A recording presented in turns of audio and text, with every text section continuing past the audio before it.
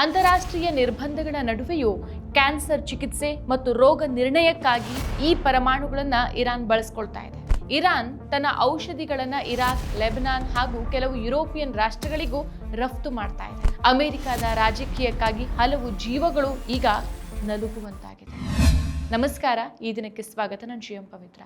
Iran ತನ್ನ ನಾಗರಿಕ ಪರಮಾಣು ಕಾರ್ಯಕ್ರಮದ ಹೆಸರಲ್ಲಿ ರಹಸ್ಯವಾಗಿ ಪರಮಾಣು ಶಸ್ತ್ರಾಸ್ತ್ರಗಳನ್ನು ಅಂದರೆ ಅಣುಬಾಂಬ್ ತಯಾರಿಸೋಕೆ ಪ್ರಯತ್ನಿಸ್ತಾ ಇದೆ ಅನ್ನೋದು ಅಮೆರಿಕ ಮತ್ತು ಇಸ್ರೇಲ್ನ ಆರೋಪ. ಅಮೆರಿಕ ಇರಾನ್ ಮೇಲೆ ದಾಳಿ ಮಾಡುತ್ತಾ ನೀಡಿದಂಥ ಕಾರಣಗಳು ಸಹ ಇವೆಯೇ.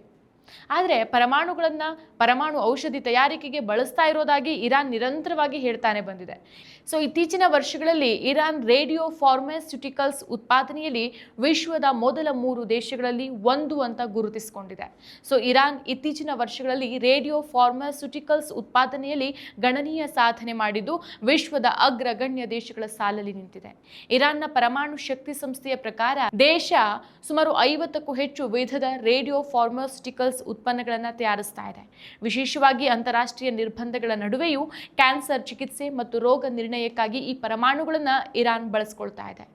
ಟೆಹರಾನ್ ಸಂಶೋಧನಾ ರಿಯಾಕ್ಟರ್ ಇರಾನ್ನ ವೈದ್ಯಕೀಯ ರೇಡಿಯೋ ಐಸೋಟೋಪ್ಗಳ ಉತ್ಪಾದನೆಯ ಕೇಂದ್ರ ಬಿಂದುವಾಗಿದ್ದು ಕ್ಯಾನ್ಸರ್ ಪತ್ತೆಗೆ ಮತ್ತು ಚಿಕಿತ್ಸೆಗೆ ಅಗತ್ಯವಾದಂಥ ಐಸೋಟೋಪ್ಗಳನ್ನು ಸಿದ್ಧಪಡಿಸಲಾಗ್ತಾ ಇದೆ. ಇನ್ನು ಬೋನಾಬ್ ಪರಮಾಣು ಸಂಶೋಧನಾ ಕೇಂದ್ರದಲ್ಲಿ ಕೃಷಿ ಮತ್ತು ವೈದ್ಯಕೀಯ ಕ್ಷೇತ್ರಕ್ಕೆ ಸಂಬಂಧಿಸಿದಂಥ ಸಂಶೋಧನೆಗಳು ನಡೀತಾ ಇದೆ. ಹಾಗೆಯೇ ಇರಾನ್ ತನ್ನ ಔಷಧಿಗಳನ್ನು ಇರಾಕ್, ಲೆಬನಾನ್ ಹಾಗೂ ಕೆಲವು ಯುರೋಪಿಯನ್ ರಾಷ್ಟ್ರಗಳಿಗೂ ರಫ್ತು ಮಾಡ್ತಾ ಇದೆ. ಕ್ಯಾನ್ಸರ್ ರೋಗಿಗಳ ಚಿಕಿತ್ಸೆಗೆ ಇರಾನ್ ನಡೆಸ್ತಾ ಇರುವ ಉತ್ಪಾದನೆಗಳು ಟೆಕ್ನೇಟಿಯಂ, ಇದು ಜಗತ್ತಿನಾದ್ಯಂತ ರೋಗ ನಿರ್ಣಯಕ್ಕಾಗಿ ಬಳಸಲಾಗುವ ಅತ್ಯಂತ ಸಾಮಾನ್ಯ ರೇಡಿಯೋ ಐಸೋಟೋಪ್ಸ್ಗಳು. ಹೃದಯ ಸಂಬಂಧಿ ಕಾಯಿಲೆ ಮತ್ತು ಕ್ಯಾನ್ಸರ್ ಹರಡುವಿಕೆಯನ್ನು ಪತ್ತೆ ಹಚ್ಚೋಕೆ ಇದನ್ನು ಬಳಸಲಾಗುತ್ತೆ.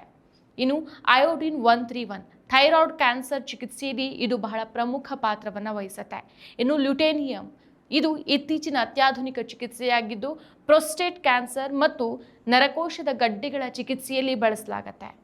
ಇರಾನ್ ಅಣುಬಾಂಬ್ ತಯಾರಿಸ್ತಾ ಇದೆ ಅಂತ ಅಮೆರಿಕ, ಇಸ್ರೇಲ್ ಸಾಕಷ್ಟು ಬಾರಿ ಆರೋಪಿಸ್ತಾ ಬಂದಿದೆ.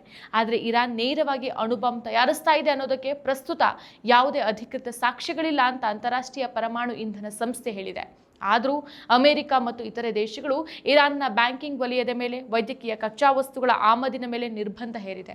ಈ ನಿರ್ಬಂಧಗಳಿಂದಾಗಿ ಇರಾನ್ಗೆ ಅಂತಾರಾಷ್ಟ್ರೀಯ ಹಣಕಾಸು ವರ್ಗಾವಣೆ ಕಷ್ಟಕರ ಆಗಿರೋದು. ಔಷಧಗಳು ತಾಂತ್ರಿಕವಾಗಿ ನಿರ್ಬಂಧದ ಪಟ್ಟಿಯಲ್ಲಿ ಇಲ್ಲದೆ ಇದ್ದರೂ ಬ್ಯಾಂಕಿಂಗ್ ಮತ್ತು ಸಾರಿಗೆ ನಿರ್ಬಂಧಗಳಿಂದಾಗಿ ಕ್ಯಾನ್ಸರ್ ಚಿಕಿತ್ಸೆಗೆ ಅಗತ್ಯ ಇರುವಂತಹ ರೇಡಿಯೋ ಫಾರ್ಮಾಸ್ಯೂಟಿಕಲ್ಸ್ಗಳ ಉತ್ಪಾದನೆಗೆ ಬೇಕಾದಂಥ ಕಚ್ಚಾ ವಸ್ತುಗಳ ಪೂರೈಕೆಯಲ್ಲಿ ವ್ಯತ್ಯಯ ಉಂಟಾಗ್ತಾ ಇದೆ. ಅಂದರೆ ಅಮೆರಿಕದ ರಾಜಕೀಯಕ್ಕಾಗಿ ಹಲವು ಜೀವಗಳು ನಲುಗುವಂತಾಗಿದೆ ಅನ್ನೋದು ಸ್ಪಷ್ಟ. ಮತ್ತಷ್ಟು ವಿಶೇಷ ವಿಡಿಯೋಗಳನ್ನು ನೋಡಲು ಮತ್ತು ಹೊಸ ವಿಡಿಯೋಗಳ ಬಗ್ಗೆ ತಿಳಿಯಲು EDina.com ಯೂಟ್ಯೂಬ್ ಚಾನೆಲ್ ಸಬ್ಸ್ಕ್ರೈಬ್ ಮಾಡಿ ಮತ್ತು ಬೆಲ್ ಐಕಾನ್ ಕ್ಲಿಕ್ ಮಾಡಿ.